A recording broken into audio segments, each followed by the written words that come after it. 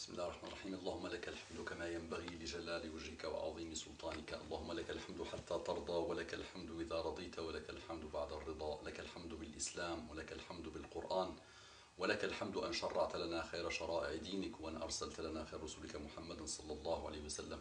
اللهم صل على محمد ما ذكره الذاكرون الأبرار، وصل على محمد ما تعاقب الليل والنهار، وصل على محمد وعلى المهاجرين والأنصار. صل على محمد صلاة تنجينا بها من جميع الأهوال والآفات، وترفعنا بها أعلى الدرجات، وتبلغنا بها أغلى الغايات من جميع الخيرات في الحياة وبعد الممات. السلام عليكم ورحمة الله تعالى وبركاته. إخواني في الله, que la paix d'Allah subhanahu wa ta'ala, ses salutations, ses miséricordes soient sur vous, mes frères et sœurs, partout dans le monde. Rabbi shrah li sadri wa yassir li amri wa hlul 'uqdatan min lisani yafqahu qawli. Bismillah. Donc, Inch'Allah, dans la continuité du rappel que on essaie de faire à nous-mêmes, à nos frères et sœurs partout dans le monde, je continue, Inch'Allah, dans les rappels concrets. On ne va pas trop théoriser parce que, alhamdoulilah, la théorie, il y a beaucoup de théories qu'on ne veut plus écouter, qu'on n'est même plus capable d'écouter, qu'on ne comprend pour des choses trop théoriques qui ne font pas avancer. Donc on va faire, Inch'Allah, le rappel par le concret, le top du concret, pour petit à petit, Inch'Allah, qu'on évolue tous vers le rappel par la théorie, parce qu'il n'y a pas plus beau que d'avoir la science et de comprendre le message islamique par la science pure, Inch'Allah. Mais on doit passer par cette étape du concret, Inch'Allah.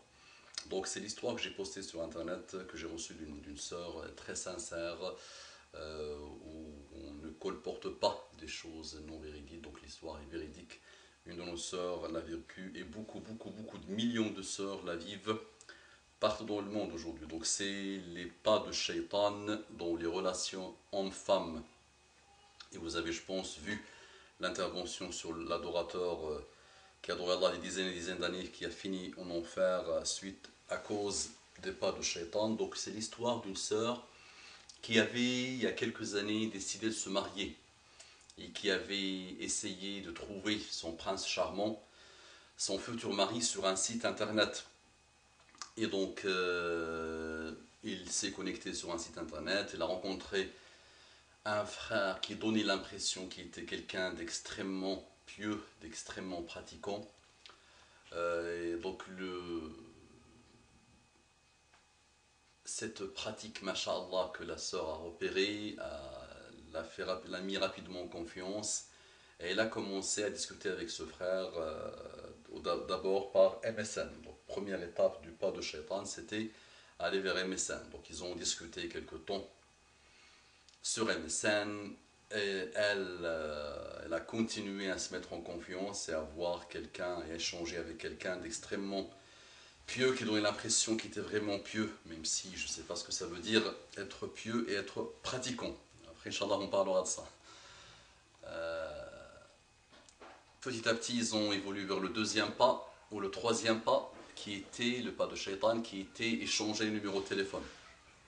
Donc, ils ont passé plus d'un mois à discuter par téléphone, à se découvrir, à s'apprivoiser, à se parler, et elle était de plus en plus confiante de tout ce que ce monsieur dégageait de foi et de piété et de pratique de sa religion islamique. Donc petit à petit, ils ont décidé de se rencontrer. Donc première rencontre, donc on va dire quatrième ou cinquième pas de shaitan, ils se sont rencontrés tous les deux. Au départ, le monsieur lui disait qu'il ne voulait pas de rencontre, de multiplication des rencontres. Donc c'était juste une première rencontre pour se voir, c'est tout. Et donc ils se sont rencontrés cette première rencontre, et quand il était sur le retour dans le train, il lui a demandé, ou je pense ils ont échangé, donc il a voulu encore une deuxième, une troisième et quelques rencontres supplémentaires pour continuer à faire connaissance. Donc ils ont eu une deuxième rencontre, ils ont parlé, elle était aux anges par rapport à tout ce que le monsieur lui racontait, tout ce que le monsieur essayait de lui montrer lui-même.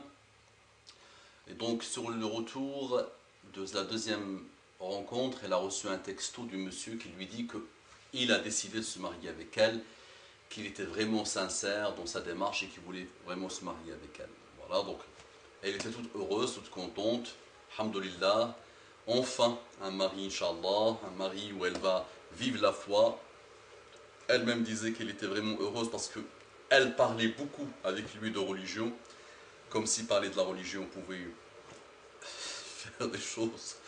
Il suffit de parler de la religion pour changer le monde, ce qui n'est pas vrai, ce qui n'est pas le cas. Donc, ils ont commencé à discuter, à parler sur les modalités de mariage. Jusqu'à là, les amis, ni la famille à elle, ni sa famille à lui n'ont pas été informés. Son wali à elle n'a pas été informé. Ça a été fait vraiment entre les deux. Tout ça, ça avance droit vers le mur, sans l'intervention d'un conseiller ou d'un wali.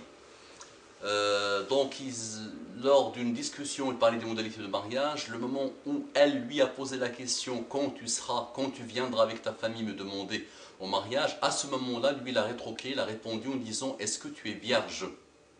La question l'a un peu déstabilisé, l'a trouvé trop directe, mais il a répondu sans aucune hésitation oui, je suis vierge.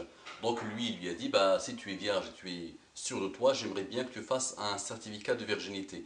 Ça l'a un peu choqué, mais là, il a réussi à la convaincre, elle était vraiment très insistant.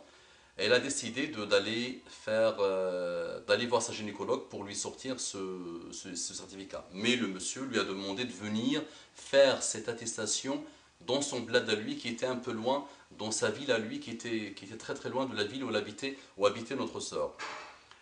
Donc elle est quand même partie voir la gynécologue, qui l'a auscultée, qui a rapidement confirmé qu'elle était vierge, mais le monsieur a voulu que ça soit fait par un médecin ou gynécologue de sa région qu'il connaît lui.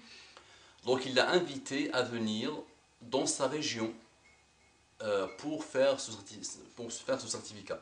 Donc elle s'est déplacée, confiante en elle-même, confiante en monsieur, qui était vraiment bien, tout ça pour elle. Elle est partie dans sa ville, a pris l'avion, elle est partie. Le monsieur l'a rencontré, l'a accueilli à l'aéroport et lui a dit qu'il n'avait pas encore pris rendez-vous avec la médecin. Donc ça l'a un peu étonné, mais ok, bah, il a pris l'hôtel pour elle, en lui disant qu'il allait peut-être prendre le rendez-vous avec la gynécologue. À l'hôtel, donc ils ont mis leurs bagages, ils ont décidé d'aller se promener. Le monsieur était vraiment extrêmement doux, intentionné, intelligent, gentil, sage, tout ce que vous voulez, vraiment un monsieur vraiment presque parfait. Donc ils ont eu une belle promenade, ils sont partis au resto, la jeune femme était aux anges, et à un moment donné, ils ont décidé de retourner faire la prière. Donc ils sont rentrés à l'hôtel pour faire la prière. Donc ils ont fait la salat, la prière, mashallah. Et à ce moment-là, le monsieur s'est approché d'elle et il a commencé à essayer de la caresser et de faire des choses pas bien. Donc au même moment, le monsieur était extrêmement habile et intelligent, donc il parlait du mariage, de ce mariage imminent. Et il caressait, il caressait. À un moment donné, la jeune femme a commencé à voir le piège, elle a commencé à se débattre, mais le piège était vraiment